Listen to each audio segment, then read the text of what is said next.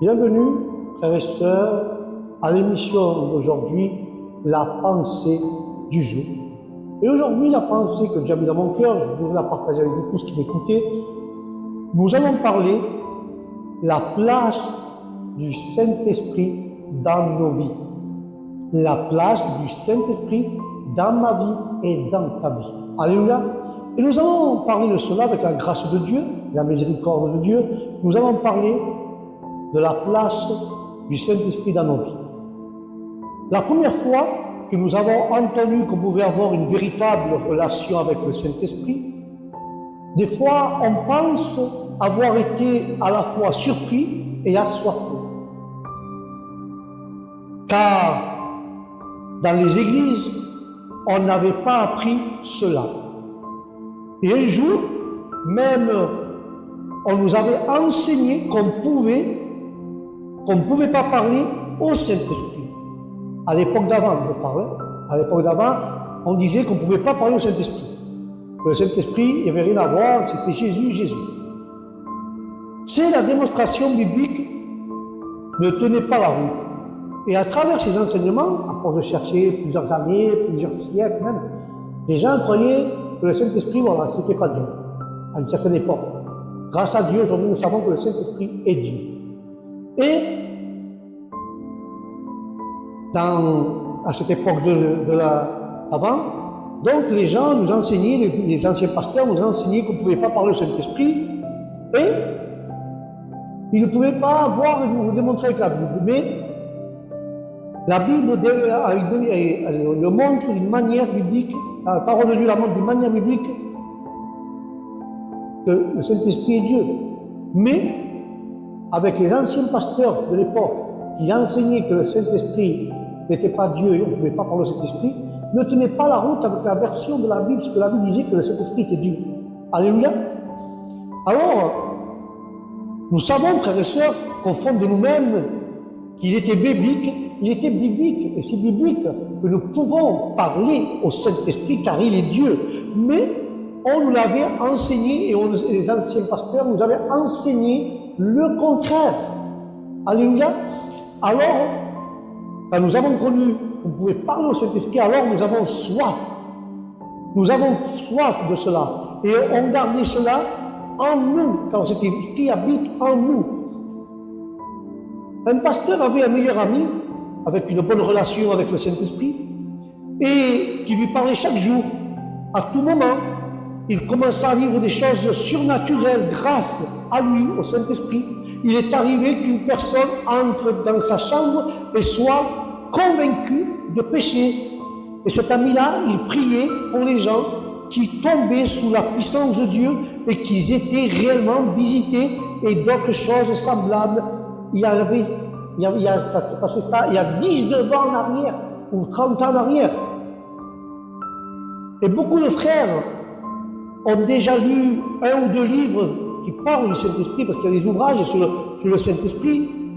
Et au début, tout le monde se posait vraiment des questions, et à la fois, on se sentait que dans notre esprit, frères et sœurs, dans notre esprit, on avait une soif de connaître plus le Saint-Esprit et de développer une relation avec lui.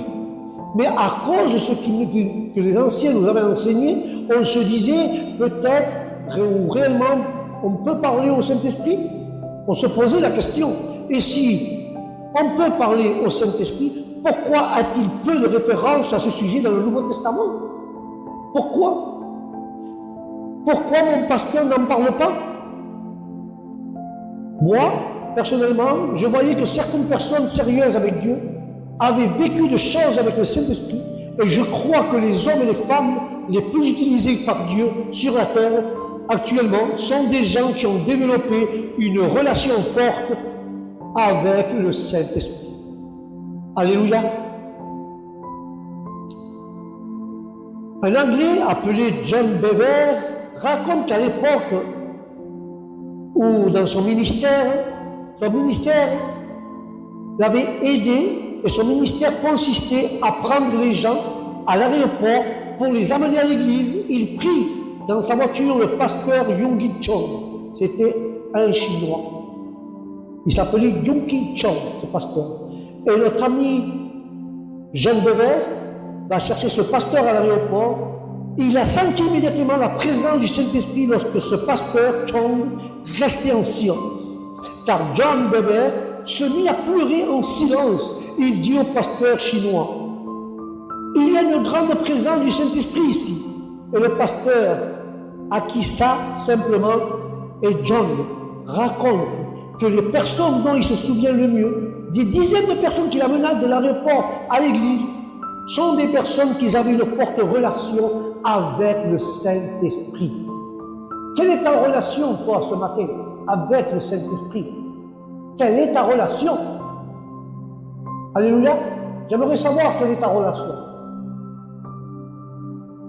Effectivement, frères et sœurs, le Saint-Esprit marque nos vies. Il n'a pas besoin de dire qu'il est là quand il est là, mais on sait quand il est là. On sent la présence, on sent qu'il nous caresse notre âme. Le fait qu'il y ait peu de référence au fait de parler du Saint-Esprit, on ne veut pas dire que l'on ne peut pas lui parler. Car le mot évangéliste apparaît que 3 fois dans la Bible, et pourtant le ministère d'évangéliste est l'un des 5 ministères que Dieu a donné au corps. Et nous avons cruellement besoin. De la même façon, on voit peu de versets qui nous disent directement de parler du Saint-Esprit. Mais les actes, par exemple, transpercent et transpirent de la communauté qui avait les apôtres et les disciples avec le Saint-Esprit. Et nous les allons voir dans la Bible dans 2 secondes du livre de Corinthiens, chapitre 13 et verset 13, nous lisons la parole du Père, du Fils et du Saint-Esprit. La parole dit que la grâce du Seigneur Jésus-Christ, l'amour de Dieu et la communication du Saint-Esprit soient avec vous tous. Alléluia. Soit avec vous tous, frères et sœurs. Amen. C'est pour ça que 2 Corinthiens, c'est l'une des nombreuses salutations que la Bible parle. C'est un message court et qui nous rappelle l'importance des relations et de la communauté dans la vie chrétienne. Et nous pouvons examiner ce verset avec détail, frères et sœurs. Nous pouvons l'examiner avec la grâce de Dieu, ce verset. Nous pouvons le détailler avec la grâce de notre Seigneur Jésus-Christ. Car l'importance de cela, l'importance de ça, frères et sœurs, c'est pas que nous ayons pas le Saint-Esprit en nous, non, vraiment pas, je ne parle pas de ça. Mais nous pouvons, frères et sœurs, faire quelque chose de grand. Quelque chose que, comment vous dire cela? On peut faire quelque chose de très grand. Mais, je le sais dans mon cœur, avec la grâce de Dieu, que tout cela est véridique. Il n'y a pas une autre chose. Le Saint-Esprit est réel. C'est pour ça que le livre de Corinthiens nous parle de cela. Car l'importance, frères et sœurs, de la communauté de Dieu est un Dieu de communion. Nous avons un Dieu de communion, un Dieu qui se communique avec nous. Et il a une relation avec nous, l'être humain. Il a créé l'humanité pour vivre en communauté et construire des relations enrichissantes, car la communauté est donc un élément essentiel à notre vie chrétienne. Alléluia. Comme un témoignage de la salutation que l'on trouve dans ce chapitre de Corinthiens, en saluant les saints, l'apôtre Paul témoigne de son amour et de son respect pour la communauté chrétienne. Alléluia. Bien que, frères et sœurs, tous les saints sont différents, nous faisons tous partie du même corps. Cela signifie que nous devons travailler ensemble et nous soutenir mutuellement. Quelles que soient nos différences, la salutation nous rappelle l'importance de l'unité, de la diversité. Malgré nos différences et nos capacités dans nos différends, nous sommes tous égaux, car le plus important, c'est être dans le corps du Christ. Ce que nous vivons, c'est dire nous devons être égaux, car nous sommes égaux dans le corps du Christ. Tu es un membre de Jésus, je suis un membre de Jésus, et nous sommes partie importante, nous faisons partie de ce corps de Jésus-Christ. Alléluia. Car l'importance de l'amour et de la paix, la salutation nous rappelle également l'importance de l'amour et de la paix dans nos relations. Des différends et des conflits surgent. Souvent, dans les relations, mais en tant que chrétiens, nous devons faire de notre mieux pour maintenir la paix et l'amour entre nous. Alléluia. Car l'amour et la paix sont fondamentaux dans notre vie chrétienne. Car les saints devraient œuvrer ensemble pour cultiver ces vertus dans leurs relations. Dans nos vies, la Bible nous offre de nombreux messages en inspirant de cette brève salutation tirée de ce chapitre 13 de Corinthiens, qui fait partie, mais comment appliquer ça dans nos vies? Comment pouvons-nous l'appliquer? C'est simple. Tout d'abord, nous pouvons utiliser cette salutation pour rappeler l'importance de la communauté chrétienne et nous devons nous efforcer de prendre soin les uns des autres. Amen. Et de nous soutenir aussi les uns avec les autres. Même dans les moments difficiles, nous devons être ensemble, soudés, nous soutenir. Où il y a l'union, il y a la force. Alléluia. Et deuxièmement, nous pouvons utiliser cette salutation pour rappeler l'importance de l'unité dans la diversité et nous devons apprendre à valoriser nos différences et à travailler ensemble pour bâtir des relations plus solides. Enfin, nous pouvons utiliser cette salutation pour rappeler l'importance de l'amour et la paix. Nous devons nous efforcer à cultiver activement ces qualités dans nos relations et surtout en cas de conflit. Et nous allons conclure avec ce chapitre de Corinthiens 13 qui nous rappelle l'importance de la communauté chrétienne, l'unité dans la diversité, ainsi de l'amour et de la paix dans nos relations. Et nous devrions réfléchir à ces vertus et nous efforcer à les intégrer dans notre vie quotidienne en tant que chrétiens. Alléluia. Mais la parole nous dira plus loin. Marcher dans l'amour et pas dans la chair. C'est une brève réflexion de ce Corinthiens 13, que dans la crainte d'une salutation, nous trouvons l'essence de l'amour chrétien. Nous invite à nous rappeler que chaque fois que nous adressons à nos frères et nos sœurs dans la foi, nous tissons un réseau d'amour et d'acceptation qui transcende nos différences. Et que chaque mot que nous échangeons soit le reflet de l'amour de Dieu pour nous. Et que la paix embellisse nos cœurs, en créant la communauté unie dans l'union, laquelle Dieu veut qu'on aspire. Alléluia. Amen. Voilà ce que parle Corinthiens, frères et sœurs. Car le thème ici, c'est la communication. Nous devons avoir, ça veut dire avoir un échange de communion, communication, avoir un partenariat. Oui, nous pouvons communiquer, parler avec le Saint-Esprit, et le Saint-Esprit, il est-il le moyen de Dieu que le Père? Le Saint-Esprit est-il moins que Dieu le Père? Bien entendu que non, le Saint-Esprit n'est pas moins que le Père, il est Dieu. C'est le même Dieu. Donc, il n'est pas, le Saint-Esprit, il n'est pas moins que le Père. Bien entendu que non. Le Saint-Esprit est l'Esprit du Christ, le fait et beaucoup de croyances se privent souvent pour manque de connaissances ou de mauvais enseignements, car cette merveilleuse relation avec Dieu, le Saint-Esprit, Dieu a voulu se révéler en trois personnes. Alors nous ne pouvons pas avoir une relation, nous pouvons avoir une relation avec ces trois personnes. Dieu le Père, Dieu le Fils et Dieu le Saint-Esprit. Nous avons une communion avec ces trois merveilleuses personnes, nous avons une relation avec ces trois personnes. Alléluia.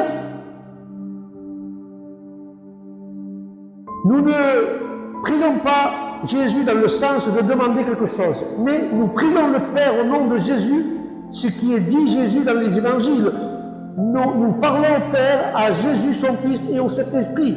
Certains groupes disent que nous ne pouvons pas parler ou adorer Jésus, car il est moins élevé que le Père. D'autres groupes disent qu'il ne peut pas parler ou adorer le Saint-Esprit car il est moins que le Père. Mais j'aimerais vous faire toucher du doigt ou vous faire croire que la parole de Dieu aujourd'hui peut vous libérer de toutes ces questions humaines. Oui, nous pouvons, je l'affirme, oui, nous pouvons et nous devons parler au Saint-Esprit, nous pouvons parler à Jésus et nous pouvons parler au Père au nom de Jésus. Car la parole nous apprend cela. J'ai eu des enseignements faux il y a longtemps. Donc nous pouvons parler, nous pouvons adorer. Quand tu adores Dieu, le Père, en même temps que tu adores Dieu, le Père, tu adores Dieu, le Saint-Esprit, Dieu et Jésus. Tu adores le Père, le Fils et le Saint-Esprit quand tu adores Dieu. On peut adorer le Saint-Esprit, on peut adorer Jésus et on peut adorer Dieu le Père. On peut avoir une relation avec Jésus. Nous pouvons avoir une relation avec le Saint-Esprit. Nous pouvons avoir une relation avec Dieu le Père.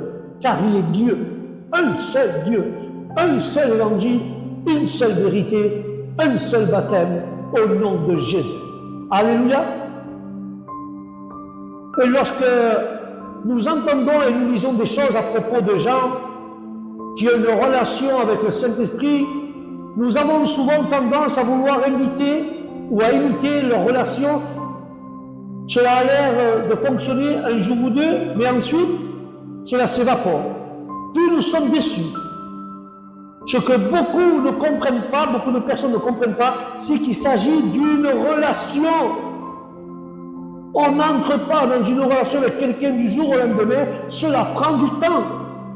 Même dans une famille, il y a un temps d'adaptation, de relation les uns avec les autres. Beaucoup de parents cherchent encore leurs enfants qui ont 17 ans à avoir une bonne relation avec eux. Car notre relation avec le Père est différente que celle avec le Fils et encore différente avec celle du Saint-Esprit. En tant qu'être humain, nous ne nous comprenons pas toujours pourquoi Dieu a voulu se révéler à 3 personnes. Pourquoi a-t-il besoin d'anges? Pourquoi Dieu a-t-il besoin d'anges à son service? Pourquoi Dieu a-t-il besoin d'hommes à son service et des anges au service des hommes? Alors que nous avons déjà lui en nous, nous avons Jésus déjà en nous, nous n'avons pas besoin des anges. Nous pouvons poser cette question, pourquoi Dieu a voulu mettre des anges? Pourquoi Dieu a besoin de mettre des hommes? Non, il est déjà lui, on a la relation directement avec lui. C'est des questions que beaucoup de gens se posent. Mais Dieu, dans sa suprême intelligence, l'a voulu ainsi tout simplement. C'est un mystère de Dieu. Car c'est merveilleux de développer sa relation avec Dieu le Père, Dieu le Fils, Dieu le Saint-Esprit. Ma relation peut être différente avec chacun d'eux. Au début de ma vie chrétienne, je priais toujours l'Éternel Dieu.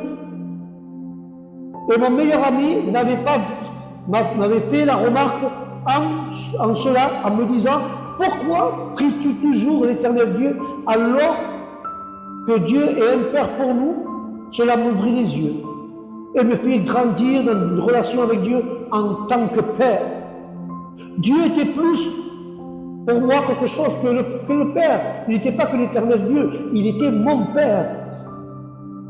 Car j'avais appris à prier de telle manière, car c'était comme l'Ancien Testament, Dieu lointain. Mais il était devenu un Père pour moi. Ainsi, beaucoup se privent d'une relation avec Dieu, le Saint-Esprit, ou même Dieu le Père. Souvent, on se réveille le matin, et des fois ça arrive, on est déjà rempli du Saint-Esprit, on sent la présence du Saint-Esprit sur nous, quand on se lève, et nous ne pouvons pas nous arrêter, et nous devons l'adorer. Et il y a des gens qui se disent, je ne peux pas adorer Jésus-Christ, car le Saint-Esprit m'a toujours amené à adorer Jésus-Christ. On peut adorer le Saint-Esprit, mais le Saint-Esprit va te pousser à adorer le Fils, à Jésus-Christ. Bien sûr qu'on peut l'adorer à Jésus-Christ, car le Saint-Esprit va te pousser à adorer Jésus. Il va t'amener à adorer Jésus, jamais à adorer lui. Parce que le Saint-Esprit, tu peux l'adorer, mais lui ne veut pas que tu l'adores. Il va te pousser à adorer Jésus. Je pouvais adorer, mais le Saint-Esprit m'amène toujours à adorer Jésus. Lorsque le Saint-Esprit est sur moi, à manifestation, à travers son onction, et comme si j'étais amené à la présence du roi, automatiquement, je n'ai pas cherché encore et encore Dieu, mais je suis déjà dans sa présence. Voilà pourquoi il m'est si facile d'adorer Jésus à longueur de temps, lorsque le Saint-Esprit est sur moi, la Bible dit que Dieu nous a donné tout ce qui nous contribue à la vie et à la piété. Alléluia. Dans le second livre de l'apôtre Pierre, chapitre 1, verset 3, la parole dit ainsi: comme sa divinité, comme sa divine puissance nous a donné ce qui contribue à la vie et à la piété au moyen de la connaissance de celui qui nous a appelés par sa propre gloire et par sa vertu. Alléluia. Béni soit le nom du Seigneur. Quand l'apôtre Pierre parle de cela, il parle de la gratitude que nous devrions éprouver envers Dieu pour nous avoir donné ce que nous avons et pour nous avoir donné ce que nous avons besoin aussi. Ce que nous avons besoin pour vivre une vie pleine de piété et de sens. Mais est-ce que cela signifie exactement? Pour le comprendre, il faut examiner de plus près ce texte biblique que parle l'apôtre Pierre. Car les biens que Dieu nous a donnés, la première partie du verset dit, sa divine puissance nous a donné à tout ce qui contribue à la vie et à la piété. Pierre fait ici référence à tout ce dont nous avons besoin. Tout ce que nous avons besoin pour vivre une vie pleine et pleine de sens. Cela inclut bien sûr les besoins fondamentaux comme la nourriture, l'eau et un logement. Mais aussi des choses comme la santé, les amitiés, la famille, les capacités uniques de chacun. Et de plus, Dieu nous a donné tout ce dont nous avons besoin pour vivre dans une vie pieuse, une vie de prière. Cela comprend l'accès à sa parole par la Bible, la direction du Saint-Esprit et la possibilité de prier et de nous unir avec d'autres frères et d'autres croyants. Et là, nous pouvons voir que la puissance divine, il est important de souligner que toutes ces choses ont été données par sa puissance divine. Cela signifie que notre capacité à vivre une vie épanouissante et pleine de sens vient directement de Dieu. C'est lui qui nous a donné les outils nécessaires pour affronter les défis de la vie et de résister à la tentation et accomplir la volonté de Dieu. Alléluia. Car la connaissance de Dieu, frères et sœurs, la connaissance de Dieu et également que toutes ces choses ont été données par la connaissance de celui qui nous a appelés, par sa propre gloire et par sa vertu.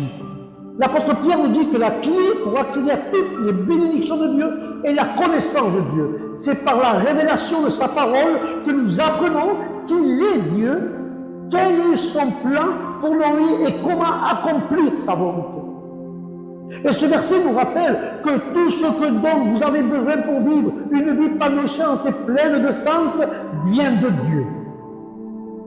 Car face aux épreuves difficiles, nous pouvons avoir confiance que Dieu nous va donner de la force et les outils pour surmonter les épreuves difficiles.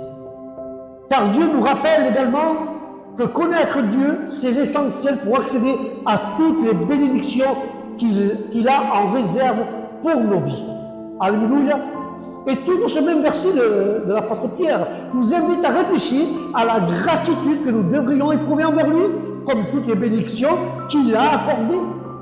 Parfois, lorsque tout va bien dans notre vie, nous oublions que tout ce que nous avons vient de Dieu. Et c'est pour ça que ce chapitre et ce verset nous rappellent qu'il est important de reconnaître la générosité de Dieu dans nos aspects de notre vie. De plus, il nous fait réfléchir à l'importance de connaître Dieu. C'est par sa parole que nous apprenons à mieux le connaître et à mieux le comprendre et comprendre sa volonté et accéder à toutes les bénédictions qu'il a en réserve. Alors moi je te dis, comment tu peux appliquer ça dans ta vie? Il y a une façon pour appliquer ce verset dans nos vies et de prier et de lire la Bible en consacrant du temps et apprendre à connaître Dieu et sa parole. Nous pouvons accéder, frères et sœurs, toutes les bénédictions qu'il nous a promises. Nous pouvons également utiliser ce verset comme une source de réconfort et de force face aux épreuves difficiles. En résumé, Ce verset de Pierre 1,3 nous rappelle que tout ce dont nous avons besoin, c'est pour vivre une vie pleine et pleine de sens. Et cette vie vient de Dieu. Car il nous invite à être reconnaissants pour ses bénédictions et de chercher à mieux le connaître à travers sa parole et découvrir l'essentiel. Avec une brève réflexion, il est facile de se perdre dans la routine et d'oublier que tout ce qui est bon dans notre vie vient de Dieu. Et Dieu nous rappelle que nous avons une ressource inépuisable à portée de main, sa puissance, sa connaissance. Il ne s'agit pas seulement de survivre, mais de prospérer dans tous les domaines de notre vie. Alors, la prochaine fois que vous serez confronté à un défi, rappelez-vous que vous êtes équipé de tout ce que vous avez besoin pour y faire face grâce à sa générosité. N'est-ce pas merveilleux? Adorer, prier ne devrait jamais être une charge, car la Bible dit ce qui est, c'est poussé par les hommes. On prie et on lit, car on est poussé par le Saint-Esprit, que des hommes ont parlé de la part de Dieu. Le Saint-Esprit a poussé les hommes à parler de la part de Dieu. C'est pour ça que toujours le second livre de l'apôtre Pierre, toujours au chapitre 1, mais là on va au verset 21, la parole dit, car ce n'est pas par une volonté d'homme qu'une prophétie n'a jamais été apportée, mais c'est poussé par le Saint-Esprit que les hommes ont parlé de la part de Dieu. Poussé par le Saint-Esprit. Alléluia! Béni soit sa parole, frères et sœurs. Ce verset nous rappelle l'importance de la nature divine, de la prophétie dans la Bible. On croit souvent à tort que les autres choses bibliques ont simplement créé des histoires ou des messages pour servir leur propre intérêt. Et ce verset, frères et sœurs, cependant, ce verset nous rassure de comprendre que la prophétie vient de Dieu et pas des hommes. Les hommes ont été guidés par le Saint-Esprit dans leur écrit. La prophétie dans la Bible, la prophétie est un terme qui récure dans la Bible et dans l'Ancien Testament en particulier, contient de nombreux exemples de prophètes qui ont transmis le message de Dieu. Ces messagers, ces messages ne sont pas de simples prédications de l'avenir, mais plutôt un récit de la volonté de Dieu pour son peuple à cette époque-là, à l'époque de la Bible. Alléluia. Car le Saint-Esprit accomplit souvent sa volonté par la prophétie. Par exemple, comme nous voyons dans le livre d'Exode, chapitre 3, versets 7 à 10, Dieu confie à Moïse une tâche. Libère mon peuple de l'esclavage qui se trouve en Égypte. Cette tâche n'est pas une simple prédiction, mais un commandement divin. Les saints hommes de Dieu nous disent que les hommes de la Bible étaient des saints hommes de Dieu. Et cette appellation n'est pas prise à la légère. Ces hommes ont été spécialement choisis par Dieu pour transmettre sa volonté à l'humanité. Et leurs écrits, quand ils écrivent la Bible, leurs écrits sont donc inspirés par le Saint-Esprit qui a été révélé. Ce n'est pas seulement la révélation qui vient du Saint-Esprit, mais aussi son interprétation, la juste compréhension de l'Écriture ne dépend pas en définitive de l'intellectuel humain, mais du même esprit qui a inspiré les hommes sacrés, et c'est pourquoi nous avons besoin de la direction du Saint-Esprit pour comprendre le message intégral des Écritures de la Bible. Alléluia! C'est pour ça que ce verset de Pierre nous rappelle que les hommes de la Bible n'étaient pas de simples hommes, mais qu'ils avaient été choisis par Dieu pour transmettre les messages. Et cela a des implications importantes. Notre propre lecture de la Bible.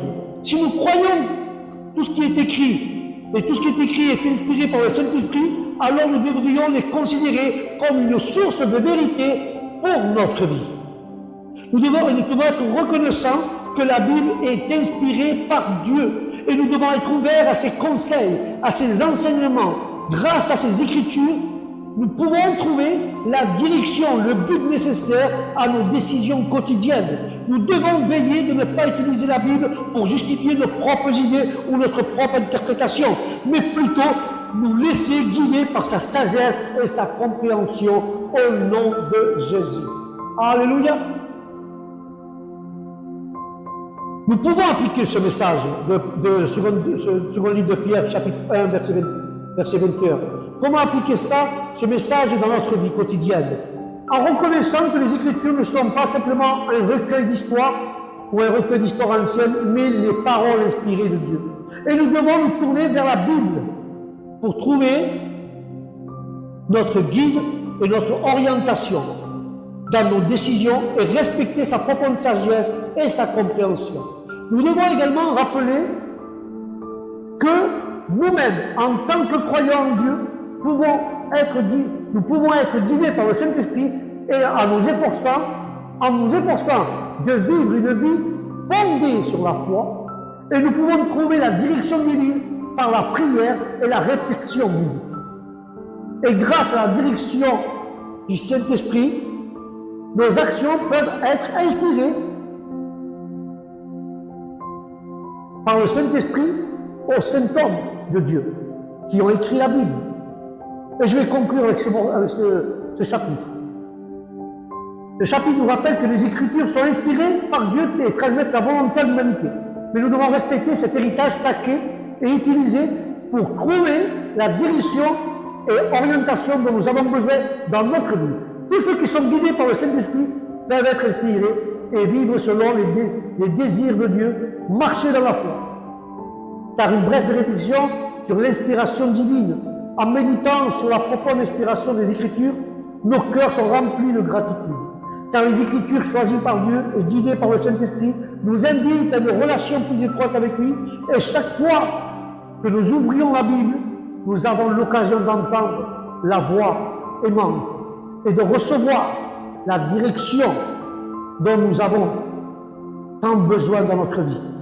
Ceci est un rappel que nous ne sommes pas seuls dans notre cheminement, mais nous faisons partie d'un plan divin qui nous unit tous en tant que filles et fils de Dieu.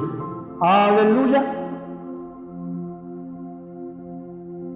Et à travers tout cela, comme je disais, on peut sentir la présence du Saint-Esprit qui leur donne une onction, une force, une mesure de présence de Dieu pour faire ce qu'il avait à faire. De même façon, le Saint-Esprit vient nous pousser à adorer Jésus. Lorsque nous adorons Jésus, Dieu vient habiter dans notre adoration et tout devient possible, ce que nous voyons impossible. Alléluia. Et je vais conclure, frères et sœurs, sur cette pensée d'aujourd'hui, la pensée du jour d'aujourd'hui. Aujourd'hui, j'aimerais que vous ne priviez pas de cette grâce infinie. Cette grâce infinie de Dieu, que de pouvoir être en relation avec le Saint-Esprit.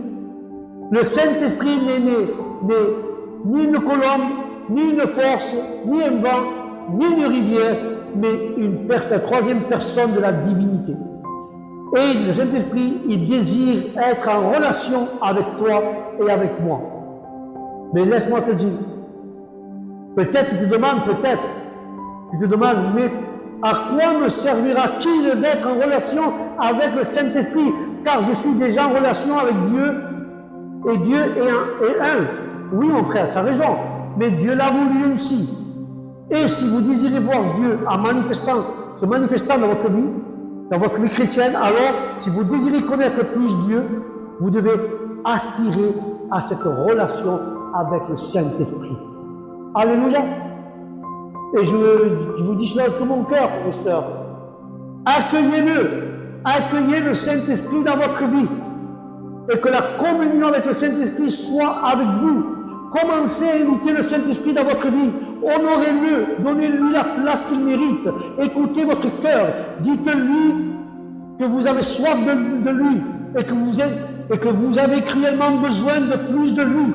Et vous désirez connaître Jésus-Christ. Si cette relation met du temps à se construire, ne vous inquiétez pas. Marchez aussi dans la sainteté. Écoutez ce que le Saint-Esprit vous dira, et le Saint-Esprit vous dira de changer dans votre vie. Il vous dira ce qu'il faut changer dans votre vie. Puis changer ces choses grâce à la puissance souveraine de Dieu qui agit en vous aujourd'hui. Amen, amen et amen. Voilà, si le Saint-Esprit, il n'avait pas la place dans ta vie, eh bien aujourd'hui, accueille-le et donne-lui la place qu'il mérite dans ta vie. Alléluia, car la parole dit, le Saint-Esprit nous conduira dans toute la vérité. Alléluia, le Saint-Esprit nous convient de ne pas pécher. Amen, alors construis ta relation, si tu ne l'as pas faite, avec le Saint-Esprit. Construis cette relation, parce que lui veut avoir une relation particulièrement avec toi. Et donne-lui la place au Saint-Esprit dans ta vie, la place qu'il mérite. Amen et amen. Voilà mes frères et mes sœurs, c'était la pensée d'aujourd'hui. Je vous dis au prochain programme de la pensée du jour, que Dieu vous bénisse, que la paix de Dieu soit avec vous et avec votre famille. Je vous dis au prochain programme, mais n'oublie pas, accueille le Saint-Esprit et donne-lui la place qu'il mérite dans ton cœur. Amen. Que Dieu vous bénisse au prochain programme. Shalom.